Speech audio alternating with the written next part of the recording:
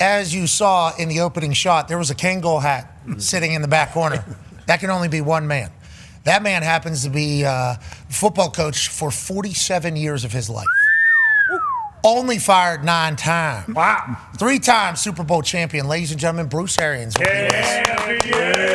BA, we can't appreciate you enough for doing this. I'm obviously a huge fan of yours. I got a chance to watch you work, both whenever I was a fan at home as the Pittsburgh Steelers and then with the Indianapolis Colts for the year where you were the interim coach.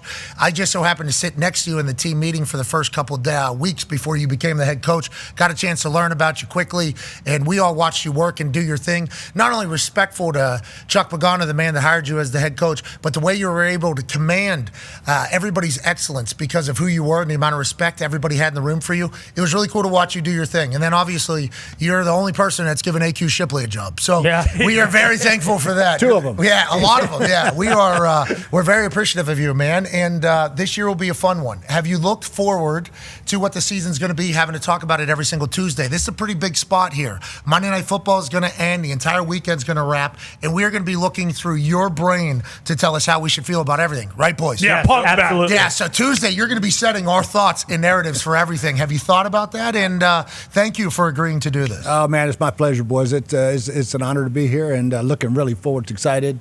Ready to roll. You're one of our first guests whenever we were still doing the show in the basement of my house. You joined us, and you've always been incredibly cool to me, both while you were coaching, while I was retired, while I was playing, and we can't thank you. And you look so cool. Mm-hmm. Always. You can feel the cool, kind of radiating from him. Not your NFL vet, Darius J. Butler is here. Yes, is that sir. your son, Day Red from Tiger Woods right there? They wasn't presence of greatness today, so I had to, wear the GOAT stuff. Had to do it. Bruce, a big-time golfer. Mm-hmm. Bruce, also a guy, BA's not scared to let a wedge know that it is no longer supposed to be in a bag. It is supposed to be in the bottom of a pond. One of the greatest club throwers of all time, I think people would say about you. I think we tried to count them the other day. They're 16, 17, and 18 at Great Waters, where I live. It's all water. I've lived there 19 years now. I think there's 37 clubs in there. 7 irons, 8 irons, a few putters, a lot of putters. A lot of putters. I actually paid one kid to go in there and get $500. You go. I like that damn putter. I don't know why I did it. That's that competitive spirit. 47 years as a coach, you got to love ball, and you have more stories about players from the history of the game. We can't wait to hear them all. Literally just sitting over here, it's hard not to just, hey. Right. We're for 3-4 hours before the show starts. It's hard not to just ask about everything. We got to save some of the stuff for the air, which we will. Toxic Table's here at Boston Connor and at Ty Schmidt. Hey, David Mulugeta on with First Take was intriguing. Yeah. I think it was. Certainly. So while I was in Australia, down under, beautiful country, great food. Don't have to get into that again. But Michael Irvin had Jerry Jones on his show, and I must have missed this clip until very recently. Here's Jerry Jones chit-chatting about, following up on the negotiated agreement that he had with Micah Parsons over dinner or whatever it was, and reaching out to the agent to make it official in the conversation. Here's how Jerry Jones says that went. When we wanted to send the details to the agent told us to stick it up our ass.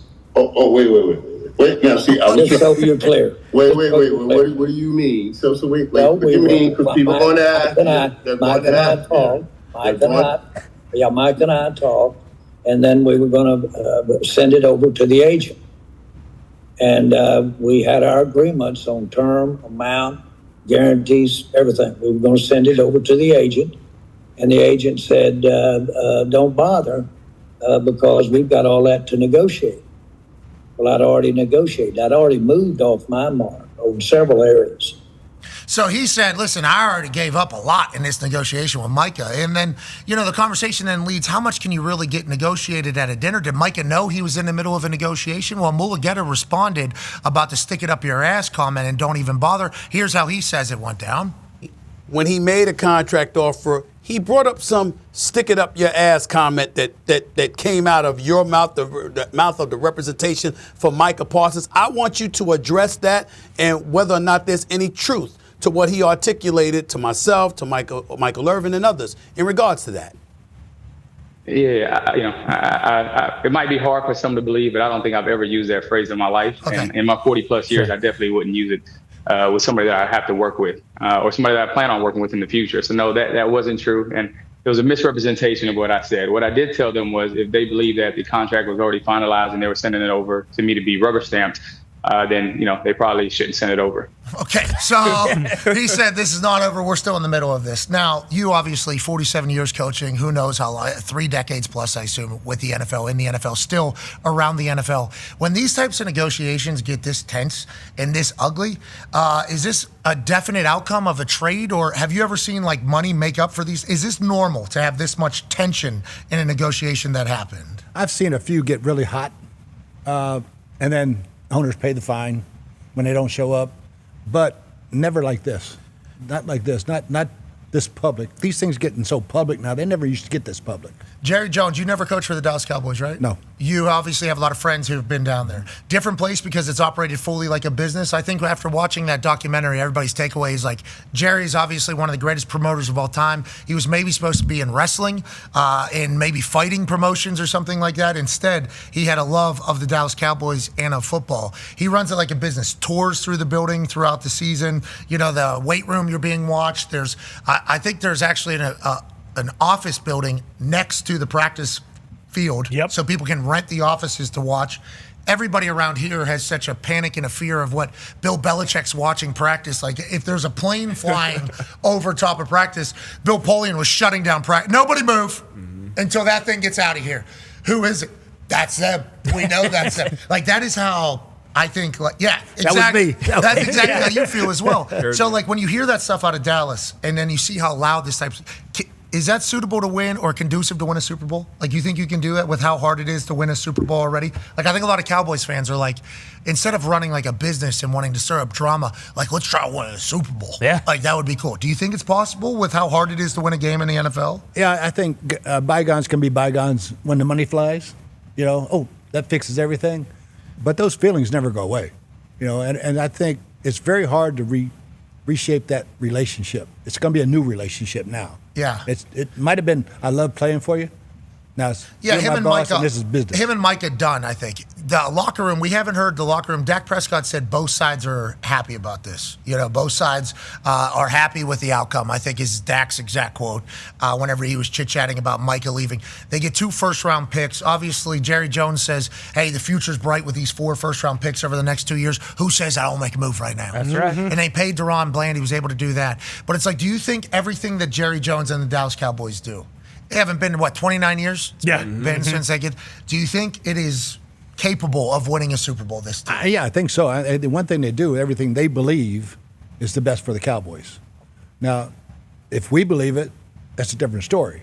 But what they believe, and Jerry and Steven really think every move they make is the best thing for the Dallas Cowboys to win a Super Bowl. Do you think it is, though? Do you think, like, tours around the building and stuff like that? I would go crazy. Yes. Yeah. Yeah, exactly. That's what I'm trying to get at here. I would go crazy. Like, it's really hard to win.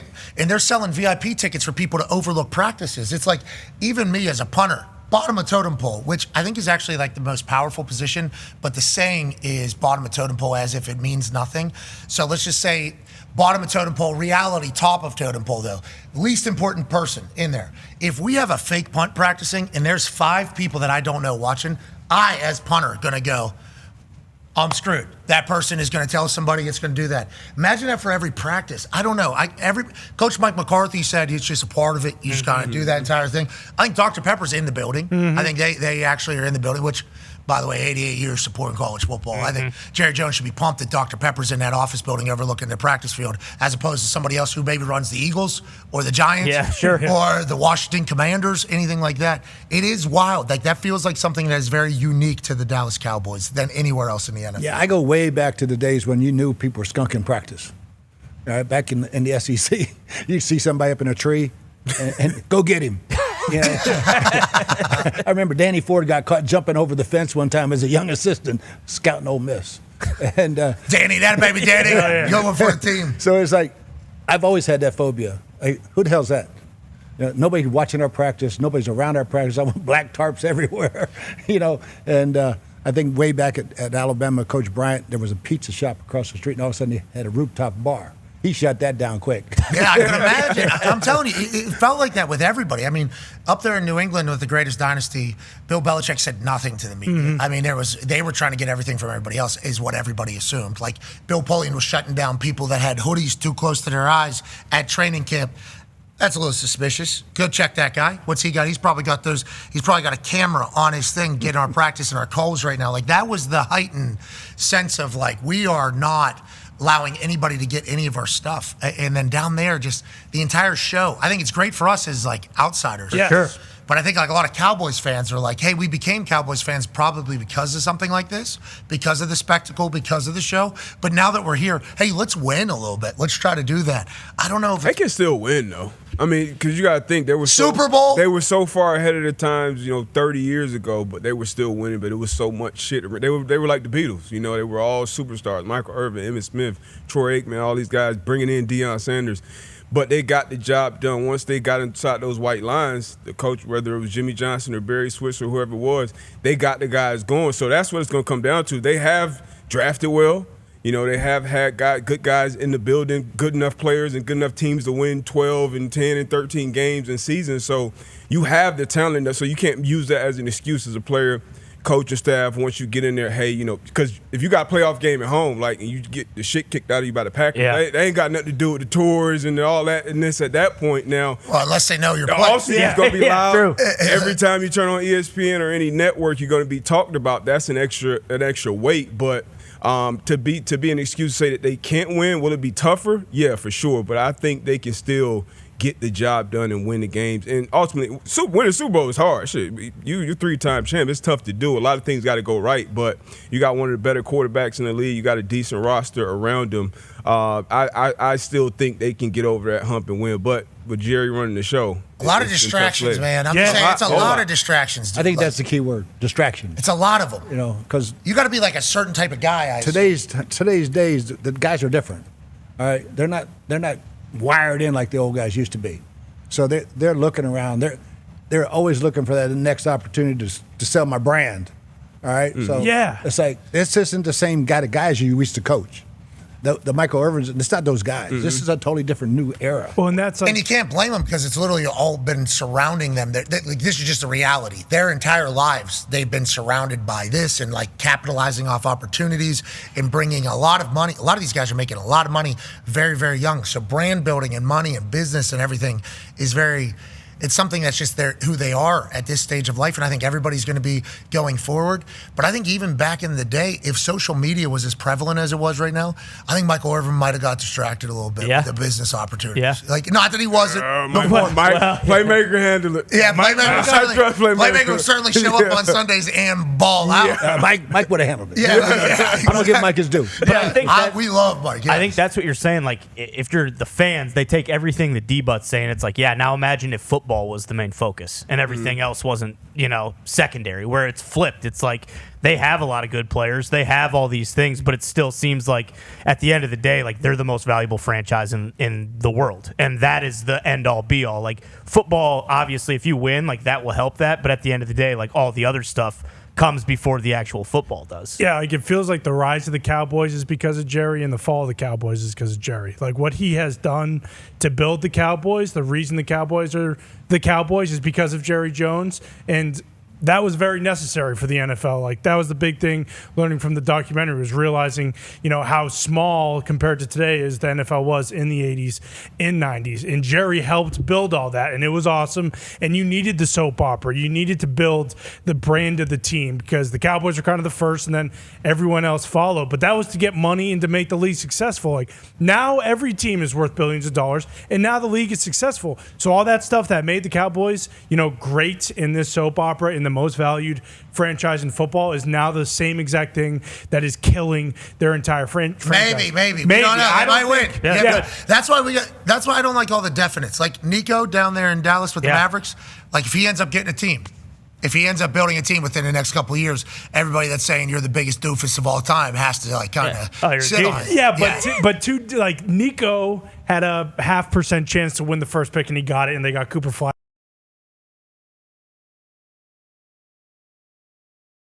No, it's okay. You're getting pretty jacked up. Pretty jacked up, yeah. But now, like with the Cowboys, it's different. Like if Nico doesn't get the first pick and they end up with some guy. What I'm saying, they do. They though. did, yeah. Yeah, I'm just saying about the reality of the situation. That did happen. But they're straight to shitter then. Yeah, but if they don't get the one. Yes, we agree. And that's like. But they did. So the reality of the situation is Nico could say, knew there was always a possibility. Yeah. We get the number 1 overall pick, especially with these things. It ends up happening. People say it was 0.5%. You know, 0.5% will trade Luka. Yeah. You know? And Jerry and then, like, there's a way that he could spin that as being a success. It's just like the Atlanta Falcons when they draft Michael Penix. Right after Kirk Cousins, they pay him $180 million. They draft Michael Penix. We all kill him.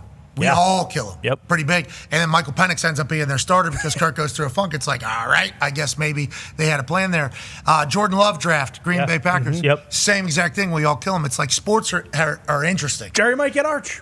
There's a chance. They might get Arch in the next 2 years. His Arch. Well, yeah. Do they want him? Or Jeremiah Smith. So there is. But you're just saying, like, it could end up working out very well for Jerry. Definitely. But it's just all the shit that happens on the day-to-day that makes me wonder, like, is 2025 the right time to have all that distraction and still win? I don't know. You're going to have to get people to lock in. I will say this.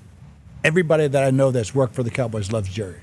That he gives you everything you need and ask for as a coach or a manager to win. And so I am a fan of Jerry and Steve, and I think they'd be fun to work for. But, man, those distractions would drive me personally crazy. Yeah, I guess the weight room watching is a hilarious. That's just people looking through the thing. Mike McCarthy was the same, though. He didn't say He loved one Jerry. bad thing about Jerry. Yeah, I love Jerry. And that was fresh. Like, that was right after he got let go. fresh out of the entire situation. Now, let's go to a guy who's experiencing something brand new, who's very good as an NFL coach for a long time. Last night, we felt it. Oh, boy. We were there in Chapel Bill. Hey, that first drive, I would say 5 minutes before kickoff, maybe 10. 10 minutes before kickoff, first drive, touchdown. Here we go. Place going crazy. New light show in the stadium. Okay, they had Petey Pablo out there. Man. TCU kind of stole Petey Pablo. I'm going to say it. Petey Pablo comes on the screen and says, North Carolina. Then they start playing a song. North Carolina's walking out from the tunnel, but the entire stadium's dark. They're up on a jumbotron up here.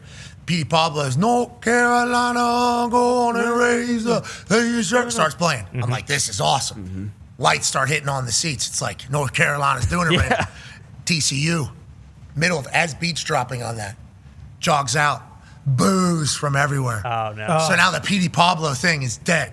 Just TCU stole it, just completely stole it with the boos. So we're like, oh no, we got to recalibrate here. Change the song up there. Then the boys come out, place goes apeshit. Then that was the first time the lights were on, the place was packed. 20 minutes before that game was about to be kicked off, it was not packed out. There was a lot of seats. There were still a lot of seats. We were doing that kickoff show, and I think Matt Berry said, like, this place is going to be packed and full of energy. And I, like, looked around. Des looked around. We're like, we hope so, man. Like, we are literally hoping so. And it did. And I think with the hills and the traffic to get in there, I think that's a tough place to navigate. Yeah, how's Good the area? tailgating too. They had great It's tailgating, baby. It's all tailgating. Perfect weather. It was Great setups, too. I saw some real nice barbecue rigs out there. I bet. Jordan brand on it. Yeah, there's some good stuff. Fill up, goes crazy. TCU almost steals it. They come back. Place goes ape shit. They get the ball. Interesting little coin toss there, because they deferred till the second half. Asked the North Carolina guys what they wanted to do. Looked like there was a little bit of confusion. Bill Belichick situational football here. This is the first time we get an opportunity to do that. Want the ball. Okay, don't want to kick both halves here. Yep. That's what you want to do. The ref says that. You want the ball. Got it. Okay, you'll take the ball. Kick off. They go down and score. Place goes crazy. We're sitting there. This place is going to host a college football playoff game. We're saying that. This is going to be a college football playoff game here. Bill Belichick, of course. We just saw what Matt Patricia did to the Texas offense. Bill Belichick, obviously, doesn't matter if he's got all the 5 stars. He's going to be able to out-navigate, out-coach. He's going to be the superior product on the field. He's going to be a Bill Belichick team. That's what was being said by us and everybody on this. Place was going crazy. Music, all of it. All the lights. They turned off the lights after the touchdown, did the whole thing. It was like, this is what it is. Welcome North Carolina back to Big Time football. It changed. They scored a lot of points. Pretty quick. That other team scored a lot of points. And it all goes back to there was one timeout where they didn't play music. It was just the band playing. Oh, jeez. Lights were out during a timeout. Just band playing over there. Drumline did a great job early. Just band playing over there. I felt it. I felt the entire The air. just come out of that Here place. comes the storm. And on the other side, it was a TCU smack in the mouth fest. You know, there's a lot of things that are going to happen here. You know, Johnson comes in at the end of the game after snapping his leg in half last year. What a great story. Throws a touchdown to his little brother. That was cool for the North Carolina Tar Heels. But I think we all were reminded, TCU's got a good football team. Yes, they do. Now, I even said during my pick, TCU's got a lot to pull from here. Only reason why we're here is because Bill Belichick is here. Like, they knew that. They heard that. They had 16 returning starters, a lot of vets. Quarterback can spin it. And Sonny Dykes, I think, really loved this as opening night for his team. And they put on quite a show, and they beat the hell out of North Carolina last night. Boy, did they ever. And I don't know what the Tar Heels look like. They got Charlotte on Saturday. Charlotte is in North Carolina. Good opportunity. Okay, that is a short week. They got Charlotte. A lot of people around there saying, if we would have won last night, Bill was going to be miserable because we got Charlotte coming up. If we were to lose tonight, is Charlotte coming? Boy, it's going to be bad. It's a big one on Saturday for this North Carolina team. D-Butch, you were down there. Boots on the ground. You've seen it for yourself. Yeah. Desmond said on the kickoff show, he's picking TCU, but I'm pulling for these North Carolina guys. It felt like there was two different levels on the field last night for most of everything but the first drive. Mm-hmm. How long does it take for Bill Belichick's coaching and development to kick in for that North Carolina team to become a squad? You know, what are your thoughts? I mean, look, the coaching. Look, I trust Bill. Bill knows football. The guys are going to be prepared. You mentioned Matty P. Matty P's dealing with different ingredients. You know, different ingredients going into that recipe. So when you're especially in the college level, it's a little more fair, a little more even picking on the NFL level. And at college level, he was kind of late to the party with recruiting as well. One big thing that stood out yesterday, especially when we had Pate on, and I talked to some guys who are tapped into the college game on the sideline before the game. Nobody had a clue what that UNC team, what that roster was going to look like. Nobody knew. They couldn't tell me 5 players on that roster, so that was alarming. You mentioned Sonny Dykes and his team. We know it's a talented ball club. I don't know if it turns around. I don't know if it gets better. It was ugly last night. No. It started great. Look, they can never take that first drive away from them. That first. Hey, that's what it's supposed to be. Came out and executed it. It was great environment. MJ in the building. LT's back. They didn't play. They didn't get to play. None of them ran out of that tunnel in the smoke. But Randy, it's gonna be Big tough. E there with him. He's a Jack Stamp. I will always say this: coaches don't get to play. Nope. You got to have players, and they have 8 players. Yeah, but if you're a player, They have 8 players. Look, their other side in white and purple, they had players. Yes. All right. And Sonny Dykes is one hell of a coach. I actually coached with his dad, Spike, who was a great man, a hell of a coach. Built Texas Tech back up. But coaches, they don't win games. Players win games. Coaches lose games. All right. You can have they had the greatest coach in the world. Yeah. You ain't got no players, you ain't got no chance. yeah, D, but you got to think, like, all those things you just mentioned, like, if you're a high school kid and you see Lawrence Taylor and Michael Jordan and all these legends at a game, you might think, okay, that's cool. But I believe they already got, like, the number 1 QB of one of the draft classes coming up. We hope so. Yeah, I was going to say, there's plenty of time to switch that around. I hope so. Where these kids decommit now, it's all about the cash, brother. Yeah, exactly. Well, they got a bunch. And if they're leaning on that, like, you think Michael Jordan's coming next week? After last night, you think Michael Jordan's flying his jet back down there? I know Michael Jordan gets, I assume UNC Duke, every time it's played there, fills up that stadium. 51,000 is max capacity. Mm-hmm. I assume he goes to the basketball games and gets a lot of love. I mean, that was 51,000 people strong, giving MJ a lot of love. I mean, Coach Williams is sitting right next to him. They're not even a thing. Not even a thing said about him. Right. And it's just like, it's Michael Jordan right here. Don't worry about who's next to him, couple national champions. Just look at Michael Jordan. And at the beginning, whenever he got 51,000 going strong for him, it was awesome. Place went crazy. Environment was amazing. What we felt that first drive, they're going to be hunting that. Okay. Yeah. That is everything we need. That is what we're searching for. And for the TCU team, all of us on the set talking before the game and everybody that was on the field very much understood that you had all the motivation in the world. Nobody was talking about you guys at all. But to be clear, your game is probably on Saturday at noon. If not. So, true. You're on Monday night because of Bill Belichick. Good showcase. And it was great for your team to go and kill it. And they did dominate. And that Hoover boy. Oh, he can spin it. Hey, He can spin it. Yes, he can. Running back. He can spin it. Interesting. Coach, what's the message to the team after that? You know, you come out there, you give up. You have all these expectations. You have all these eyes. You're trying to – no, seriously. You're building a new culture, and you're dealing with much younger kids now. But, like, what's the message to that team in the locker room if you are Bill Belichick going forward? Honesty. Honesty. You got to be honest with the guys. Look, this is what we did good. This is what we did bad. We did a lot of bad. All right? We can't get our ass kicked up front like they kicked our ass. We got to get better in the trenches on both sides quick. And for Bill, it's all about fundamentals. You know, Bill. Yep. I mean, he's just going to go back to the fundamentals and do his thing. They'll be well coached. We all know that. And but the old saying, you can't make chicken salad out of chicken shit. Ain't that the truth? All right, and that's the first time Carolina football ever looked like that.